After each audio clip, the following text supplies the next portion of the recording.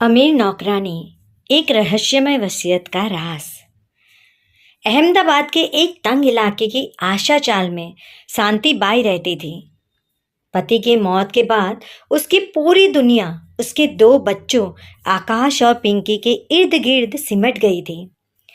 आकाश को क्रिकेट का जुनून था और वह गली क्रिकेट का स्टार था, जबकि पिंकी किताबों में डूबी रहती थी। शांति सुबह 5 बजे उठकर चूल्हा जलाती और फिर निकल पड़ती स्वर्ण विला की ओर, जहां वह पिछले 10 सालों से सफाई का काम कर रही थी। आर्यन मल्होत्रा एक बेहद सुलझे हुए इंसान थे। उनके दादाजी ठाकुर विक्रम सिंह मरते समय एक अधूरी वसीयत छोड़ गए थे। दादाजी अक्सर एक ऐसी बच्ची का जिक्र करते थे जो उनके सबसे वफादार मुनीम की बेटी थी और बचपन में एक हादसे के दौरान वहां पिछड़ गई थी। आर्यन के पास उस बच्ची की एक ही पहचान थी, उसके गले पर बना चांद के आकार का एक जन्म चिन्ह, बर्थ मार्क और एक खास सोने का लॉकेट, जिसका आधा हिस्सा आर्यन के पास था और आधा उस बच्ची के पास। एक दोपहर जब शांतिबाई ऊंचे सेल्फ की सफाई कर रही थी, उसका पल्लू थोड़ा सरक गया। आर्यन की नज़र अचानक उसके गले पर बने उसी चांद के निशान पर पड़ी। आर्यन का दिल धड़क उठा। क्या यह वही लड़की है? आर्यन ने बिना किसी को बताए शांति के पुराने घर और उसके गांव के बारे में जानकारी निकलवाई। उन्हें पता चला कि शांति को उसके माता पिता ने गोद लिया था। वह उन्हें एक स्टेशन के पास मिली थी। आर्यन का शक यकीन में बदलने लगा था, लेकिन उनके पास कोई पुख्ता सबूत नहीं था। तभी आर्यन ने एक योजना बनाई।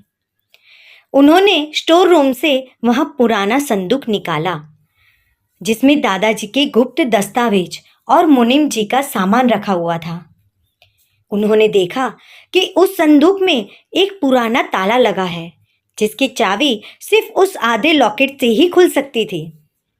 आर्यन ने शांति को बुलाया और वह संदूक उसे सौंपते हुए कहा, शांति, यह संदूक तुम्हारी ईमानदारी का इनाम है। इसे घर ले जाकर ही खोलना। शांति जब घर पहुंची तो उसने देखा कि संदूक पर एक अजीब सा छेद है। उसे अचानक याद आया कि उसकी माँ ने उसे बचपन में एक आधा टूटा हुआ सोने का लॉकेट दिया था, जिसे वह हमेशा अपनी पुरानी संदूकची में सहेज कर रखती थी।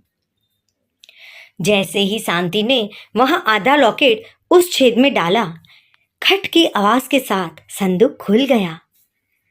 अंदर एक पुरानी फोटो थी जिसमें शांति के असली पिता मुनीम जी और ठाकुर साहब, जो आर्यन के दादाजी, साथ खड़े थे। साथ ही एक वसीयत थी जिसमें लिखा हुआ था कि मुनीम जी की बेटी शांति ही इस खानदान की अमानत की असली वारिस होगी।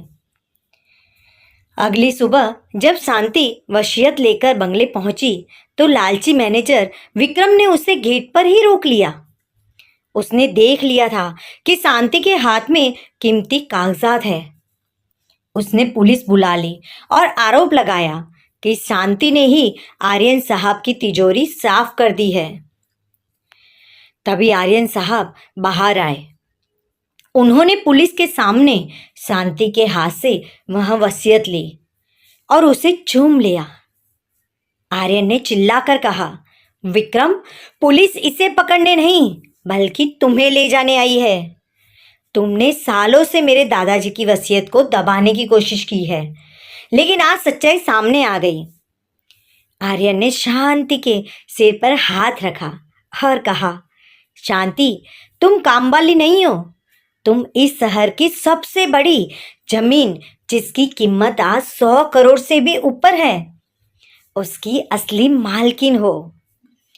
मेरे दादाजी ने यह संपत्ति तुम्हारे पिता के नाम छोड़ी थी और तुम उनकी इकलौती वारिस हो।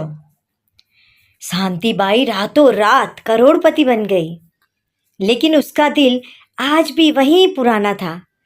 उसने अपनी दौलत से आकाश के लिए एक अंतर्राष्ट्रीय क्रिकेट एकेडमी बनवाई और पिंकी के लिए एक मेडिकल कॉलेज बनवाया।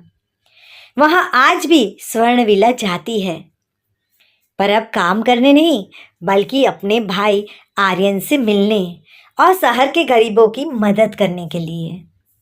तो दोस्तों, इस कहानी से हमें एक प्यारा सा संदेश मिलता है कि समय का पहिया कभी भी घूम जाए कोई नहीं जानता, पर ईमानदारी और सब्र का फल हमेशा मीठा होता है। तो दोस्तों, आपको ये शांति बाई की कहानी कैसी लगी हमें कमेंट करके ज़रूर बताइएगा, और हमारी चैनल को सब्सक्राइब नहीं किया तो सब्सक्राइब ज़रूर कीजिएगा। धन्यवाद।